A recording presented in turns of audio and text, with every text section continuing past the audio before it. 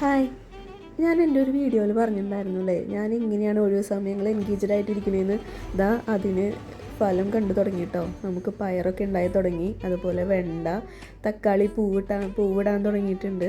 അപ്പോൾ ഇന്ന് രാവിലെ, അതായത് തിങ്കളാഴ്ച, ഞാൻ മക്കൾക്ക് കുറച്ച് സ്കൂളിൽ കൊണ്ടുപോകാൻ വേണ്ടി കുറച്ച് ഉപ്പേരി ഉണ്ടാക്കുന്നതിൻ്റെ ഉള്ളിൽ ബീൻസിൻ്റെ ഒപ്പം പയറിടാമെന്ന് വിചാരിച്ചിട്ട് പറിക്കാൻ വന്നതാണ് കേട്ടോ.